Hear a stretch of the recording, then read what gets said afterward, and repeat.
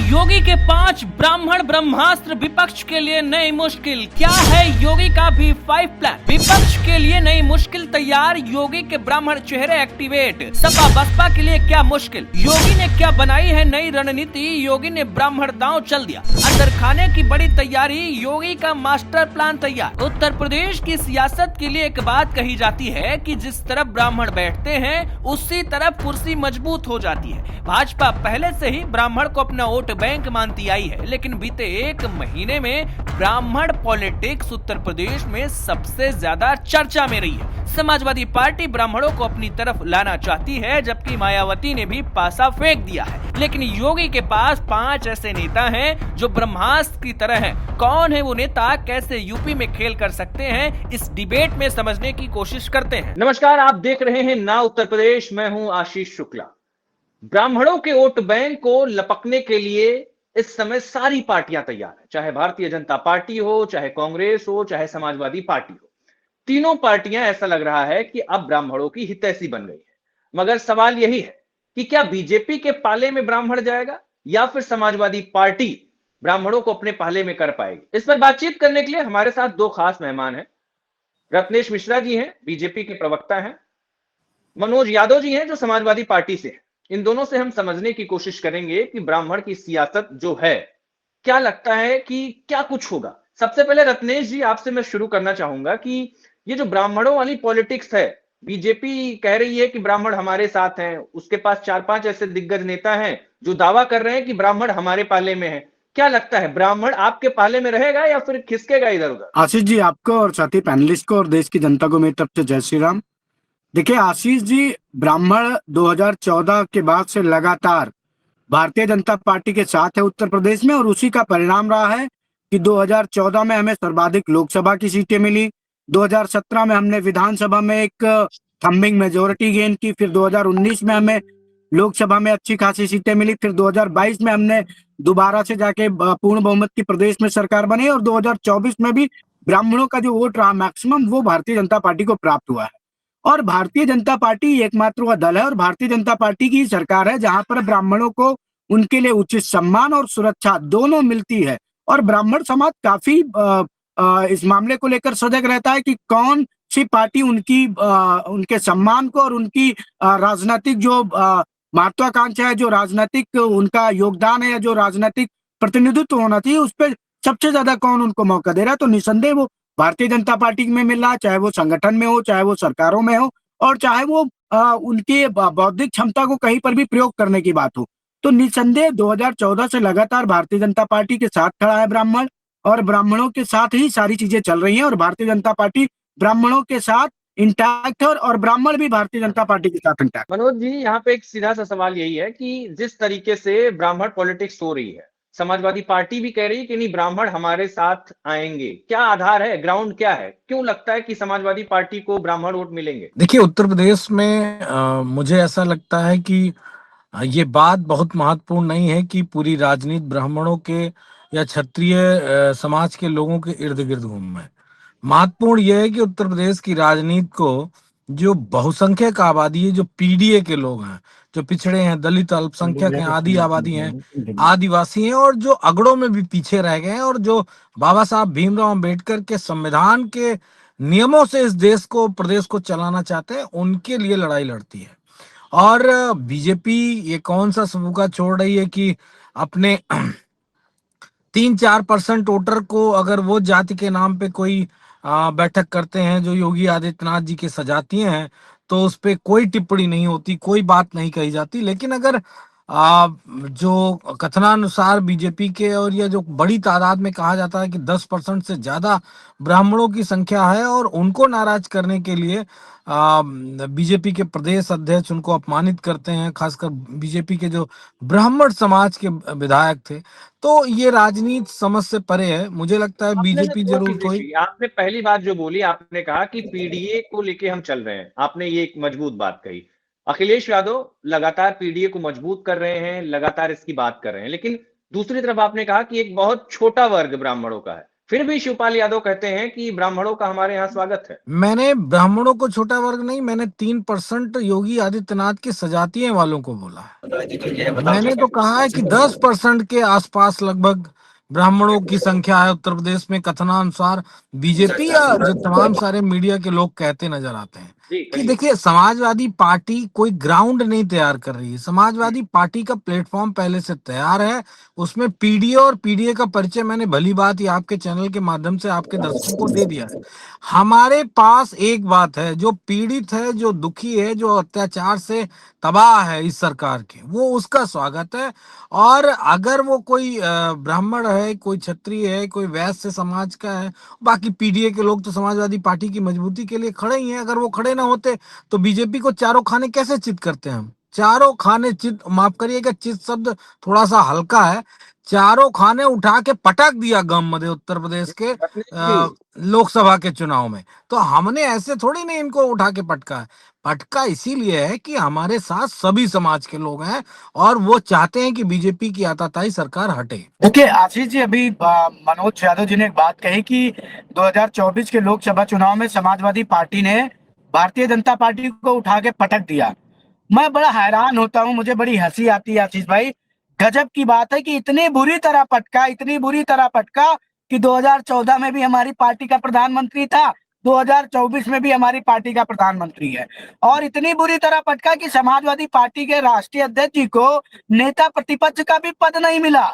लोकसभा में जो न्यूनतम 10% सीटें होनी चाहिए नेता प्रतिपक्ष का पद पाने के लिए, उतनी सीटें भी नहीं थी समाजवादी की पार्टी के पास। वो भी इनका सहयोगी गठबंधन का दल कांग्रेस लेके चली गई। और अगर इन लोगों के मुताबिक माना जाए कि समाजवादी पार्टी ने लोकसभा चुनाव में भारतीय जनता पार्टी को हरा दिया, इनकी अगर बात को ही मैं मान के चलूं तो अखिलेश यादव जी 2024 में प्रधानमंत्री बन गए हैं, डिम्पल यादव जी गृह मंत्री बन गई हैं, शिवपाल जी रक्षा मंत्री बन गए हैं, राम गोपाल जी विदेश मंत्री बन गए हैं, आदित्य यादव कपड़ा मंत्री बन गए हैं, और जो खर खानदान में बच्चे होंगे उनको भी कोई ना कोई पद मिल ही जाएगा। मनोज जी का भी मंत्रिमंडल में नाम मैंने इसलिए नहीं लिया क्योंकि मनोज जी अखिलेश यादव जी के परिवार वाले यादव नहीं है, ये उनके परिवार के बाहर वाले यादव, और इनको मंत्रिमंडल में जगह तो मिलेगी नहीं। तो जी इस प्रकार की बचकानी बातें करना, वास्तविकता यही है कि 2024 में भी भारतीय जनता पार्टी के नेतृत्व में एनडीए गठबंधन को पूर्ण बहुमत है और माननीय नरेंद्र मोदी जी प्रधानमंत्री हैं देश के। देखिए, 400 पार का नारा लगाने वाले अगर 240 पे संतुष्ट हैं और बहुमत 272 तक समाजवादी पार्टी ने उनको नहीं पहुंचने दिया, तो अगर उसको हार नहीं मानते हैं तो फिर मैं इस पे कोई टिप्पणी नहीं कर सकता, क्योंकि बीजेपी के लोग सदैव ही आत्ममुग्ध रहते हैं और आत्ममुग्ध लोगों के लिए मुझे नहीं लगता कि कोई सवाल और जवाब होता है। लेकिन उन्होंने एक घटिया टिप्पणी की कि राष्ट्रीय अध्यक्ष जी मुझे कैबिनेट में नहीं रख रहे हैं, परिवार के लोग, ये मतलब काल्पनिक कथाओं जैसा वो होता नहीं है कि बहुत बचपन में मैं अक्सर कई मैगजीन लेता रहता था सत्य कथा, और सत्य कथा के साथ काल्पनिक कथा भी होती थी। तो बीजेपी के लोग काल्पनिक कथा बहुत कहते हैं। अरे मैं कुछ हूं ना हूं, लेकिन मैं इतना तो हूं कि समाजवादी पार्टी का राष्ट्रीय प्रवक्ता होने के नाते जिस तरीके से मैं डिबेट करता हूं, बीजेपी के लोगों की धज्जियां उड़ जाती हैं। अरे पहले मेरा सामना तो करके देखो, आओ जाओ पहले अपने दिल्ली वाले हेडक्वार्टर में जो बैठे जिन लोगों ने मुझे बैन कर रखा है उनसे कह दो मनोज यादव से पहले लड़ने की हिम्मत तो पैदा करो, इसके बाद आप मेरा विश्लेषण करिएगा कि मेरे थोड़ा नेता सा हम मेरे लोग लिए थोड़ा सा भेजा टॉपिक तो से है। नहीं, मनोज मैं जी कह रहा हूं मुझे भेजा तो है मेरी पार्टी ने, काहे के लिए डरते हैं? सुधांशु हो, शहजाद पूनावाला हो, प्रेम शुक्ला जी हो, फलाने जी, धमाके जी, सारे जी की तो बजने लगती है, दबने लगती है। तो पहले मुझसे लड़ना सीखो, फिर बताना कैबिनेट में जब सरकार आएगी जगह मिलेगी नहीं मिलेगी, हम ये वाले यादव हैं, हम उनके खानदान वाले मनोज यादव, जी, ये बातें कह थोड़ा सा के ना, थोड़ा सा हम रत्नेश टॉपिक जी से टॉपिक इधर से उधर थोड़ा भगाइए सा मत। आप थोड़ा सा ये टॉपिक से हम बताओ। लोग भटके हैं। सवाल नहीं नहीं, जो है मैं वो मैं मैं मुद्दे पे ही ब्राह्मण, डिबेट कर रहा हूँ, मैं हाँ मुद्दे मतलब पे डिबेट ब्राह्मण कर रहा हूँ पॉलिटिक्स पे मैं। बात हो रही है। देखिए ब्राह्मणों, देखिए सीधा सा है, ब्राह्मण हर बार अपने आप को ठगा महसूस करता है, चाहे वो बीजेपी की तरफ से हो, चाहे आपकी तरफ से हो, या फिर बसपा की तरफ से हो। ब्राह्मण ठगा महसूस करता है और उसका दर्द समय समय पर बाहर निकलता है। ब्राह्मणों की बैठक हुई, उस पर खूब हंगामा हुआ। योगी सरकार की तरफ से कहा गया कि ये गुटबाजी नहीं ठीक है, समाजवादी पार्टी ने उस पर चुटकी ली, बसपा उसको अपनी तरफ साधने के लिए आई है। एक दो तीन चीजें मुझे आपसे समझनी है मनोज जी। आपको क्या ऐसा क्यों लगता है आपकी पार्टी को कि ब्राह्मण वोट आपकी तरफ आएंगे, जबकि कई ऐसे ब्राह्मणों के नेता हैं जो आपकी पार्टी से खुद ब खुद निकलते जा रहे हैं? ऐसा तो नहीं कि उनको सम्मान नहीं दिया गया इसलिए वो बाहर जा रहे हैं? फिर कैसे आप ब्राह्मणों को एकजुट कर पाएंगे अपने पार्टी के लिए? देखिए आशीष जी, मैं स्पष्ट रूप से आपको बता दूं कि मैंने पीडीए की परिभाषा दी और पीडीए की परिभाषा में सारी बातें कह दी। समाजवादी पार्टी उन वोटर्स के साथ है, उन जनता के साथ है जो इस सरकार से पीड़ित हैं। हम इस बात को लेके पूर्ण रूप से विश्वास है कि हमें पीडीए की अवधारणा जो हमारे नेता श्री अखिलेश यादव जी ने दी है, उस पीडीए की अवधारणा को आज संगठन के माध्यम से, कल सत्ता में बैठ के उत्तर प्रदेश के जो भी हक अधिकार जिनका छीना गया है उनको देने का काम किया जाएगा। और जो ये ब्राह्मणों की राजनीति पे, तो बहन जी का अपना कोड है, बीजेपी का कोड क्या है? बीजेपी तो राजनीति करती है ब्राह्मणों की, उसमें क्या, क्षत्रिय, ब्राह्मण और वैश्य समाज लगातार करती चली आ रही। लेकिन मैं एक बात कहना चाहता हूं कि आखिर ब्राह्मण समाज का अपमान बीजेपी क्यों करती है? ठीक जितने है भी रत्नेश। जितने भी लोग थे उन लोगों का अपमान किया, कई का तो इनकाउंटर करवा दिया। योगी आदित्यनाथ कहीं हाथा होता है तो हाथा पे बुलडोजर चला देते हैं। वो ब्राह्मण समुदाय के लोग हैं, बुद्धिजीवी वर्ग होता है, उसकी अपनी एक महत्ता है। उस महत्ता को सब तो समझते हैं राजनीतिक दल, योगी आदित्यनाथ क्यों नहीं समझते? ये सवाल महत्वपूर्ण है। देखिए, योगी आदित्यनाथ जी की ही इस बात को समझते हैं, इसलिए उन्होंने अपने प्रथम कैबिनेट में भी एक ब्राह्मण को डिप्टी सीएम बनाया था। द्वितीय कैबिनेट में भी एक ब्राह्मण चेहरा डिप्टी सीएम है। 5 से 7 ब्राह्मण जो है वो मंत्री पद पर है। संगठन में कई सारे ब्राह्मणों को महत्वपूर्ण पदों पर रखा गया है, सभी अन्य जातियों के साथ समायोजित करते हुए। आप जब ये बात करते हैं केवल ब्राह्मणों की, तो मैं तो बस इतना पूछना चाहता हूँ कि समाजवादी पार्टी की सरकार होने पे, चाहे वो मुलायम सिंह यादव जी मुख्यमंत्री रहे हो, चाहे वो अखिलेश यादव जी मुख्यमंत्री रहे हो, कितने ब्राह्मणों को आपने डिप्टी सीएम बना दिया, या कितने ब्राह्मणों को आपने राज्यसभा भेज दिया है, या कितने ब्राह्मणों को आपने अपने प्रदेश अध्यक्ष बना दिया, अपने राष्ट्रीय महासचिव, राष्ट्रीय उपाध्यक्ष बना दिया। वो सूचना भी, वो एक सूची भी आपको देनी चाहिए। इसलिए ब्राह्मण आपके साथ आए, तो आपको ब्राह्मणों का सम्मान नहीं करना है, केवल ब्राह्मणों के नाम पे वोट लेने की राजनीति करनी है। ब्राह्मण भली बात इस बात को जानता है कि समाजवादी पार्टी की सरकार में किस प्रकार उनको क्या कहते हैं, टारगेट किया गया था। और मेरा एक छोटा सा सवाल है मेरे काबिल समाजवादी पार्टी के साथी प्रवक्ता से, कि चलिए मैं आपको एक डेटा देता हूँ। समाजवादी पार्टी की सरकार में जब 2012 में अखिलेश यादव जी मुख्यमंत्री बने, तो उन्होंने 2 ब्राह्मण विधायकों को मंत्री बनाया था। उन 2 ब्राह्मण विधायकों का मुझे समाजवादी पार्टी के प्रवक्ता साथी नाम बता दे, और वर्तमान में उनकी पार्टी में उनकी क्या पोजीशन है ये बता दे। मैं मान लूंगा कि समाजवादी पार्टी ने ब्राह्मणों के लिए कुछ किया है। उन दो ब्राह्मण विधायकों का नाम बता दे जिनको मंत्री बनाया गया था 2012 के अखिलेश जी की कैबिनेट। देखिए, मैं ये उम्मीद करता था कि बीजेपी के लोग पढ़े लिखे होते हैं और समझदार होते हैं, लेकिन अगर बीजेपी के लोग उत्तर प्रदेश के उस सरकार के विधानसभा के अध्यक्ष माता प्रसाद पांडे का नाम नहीं जानते तो दुर्भाग्यपूर्ण है। मुझे लगता है कि हंसी का पात्र बनने के लिए डिबेट कभी नहीं करनी चाहिए। अभी मनोज पांडे गए, वो कैबिनेट मंत्री थे, और इस तरह के कम से कम 1 दर्जन के आसपास राज्य और कैबिनेट मिलाकर और जो दर्जा प्राप्त मंत्री होते हैं वो 1 दर्जन से ज्यादा। किस जिले से आते हो रत्नेश? गोंडा से। गोंडा में जाके पता करो कौन किसको अध्यक्ष बनाया था। एक नौजवान को अध्यक्ष बनाया था, चतुर्वेदी समाज के थे वो, और समाजवादी पार्टी में थे। तो आपको मैं सिर्फ इतना कहना चाहता हूँ कि कम से कम वो बात कहिए जो बात अच्छी लगे।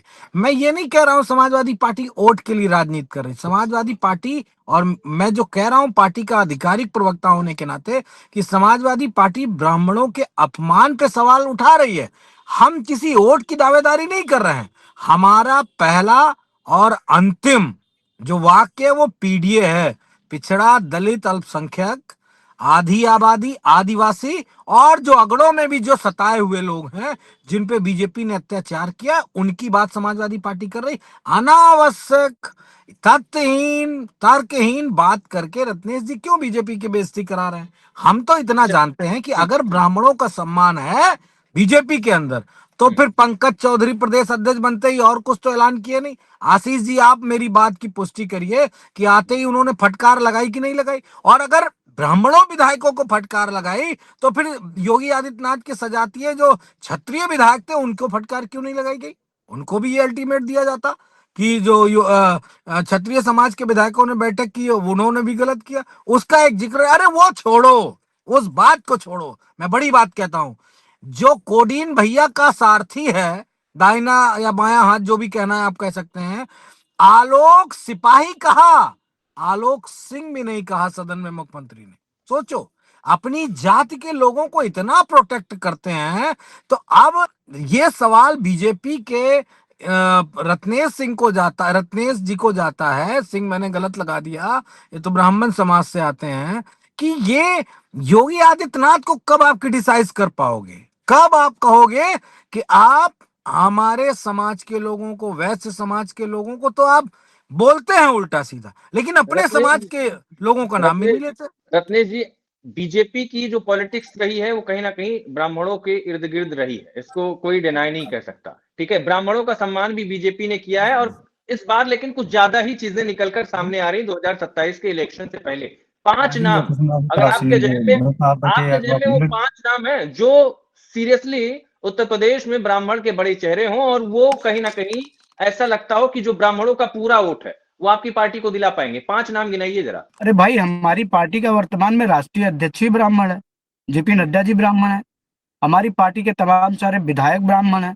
हमारी पार्टी के पूर्वांचल से लेकर पश्चिमांचल तक तमाम सारे मंत्री ब्राह्मण हैं। तमाम और वाले लोग तमाम ही हो जाते हैं। ये काम तमाम वाली जो परिभाषा है वो समाजवादी पार्टी पे लागू होती होगी। 2017 में ही काम तमाम कर दिया था प्रदेश की जनता ने, 2022 में भी कर दिया, 27 में 30 के अंदर सिमटा के काम तमाम के साथ साथ अंतिम संस्कार भी कर देंगे समाजवादी पार्टी का। तो वो जिम्मेदारी ब्राह्मणों ने ले ली है। भाई, हमने कथा कराई थी, आपकी श्राद्ध भी आपकी पार्टी का करवा ही देंगे, वो तो ब्राह्मणों ने ले लिया। भाई, हमने मंत्र पढ़ दिया था। हमारे हमारे 46 से ज्यादा विधायकों ने उस बैठक में चर्चा करके निर्णय कर लिया था कि जिस प्रकार सब पीएन पाठक के यहाँ पे बैठक हुई थी। ठीक है, अब पीएन पाठक को लेकर जो एजेंडा बनाया जा रहा है वो ये कि पीएन पाठक एक ब्राह्मणों के लीडर टाइप के नेता थे, और वहां पर बैठक हुई और मामला सेट हुआ। लेकिन 4 नाम मैं और लूंगा जिनकी चर्चा सबसे ज्यादा है।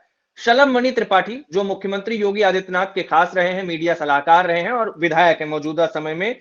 रत्नाकर मिश्रा जी, वो भी एक ब्राह्मणों के जाने माने चेहरा है, और आपको मिर्जापुर सीट से वो रिप्रेजेंट करते हैं। इसके अलावा मनोज पांडे, जो कि समाजवादी पार्टी में थे। और फिर 5वें तौर पर अगर आप देखेंगे, 5वां लीडर आपके हिसाब से कौन हो सकता है? देखिए, मैंने कहा कि 5 जो हमारे डिबेट का मेन ये पॉइंट था कि जो 5 दिग्गज जिनको सही तौर पे बीजेपी आगे निकाल कर ला रही और कह रही कि ये हमारे 5 नेता ऐसे हैं जो पूरे ब्राह्मण वोट को अपनी मुट्ठी में कर लेंगे, एक भी वोट इधर उधर नहीं जाने देंगे। इतना भरोसा क्यों है भाई इन 5 नामों पर? भाई, क्यों भरोसा नहीं होगा भारतीय जनता पार्टी को? भारतीय जनता पार्टी को अपने हर एक कार्यकर्ता पे भरोसा है। आशीष जी, आप 5 की बात कर रहे हैं, आपने 5वां नाम नहीं बताया। हो सकता है 5वां नाम मैं स्वयं हूँ, हो सकता है पार्टी मेरे ऊपर विश्वास कर रही हो। ठीक है मनोज जी, बहुत बहुत धन्यवाद।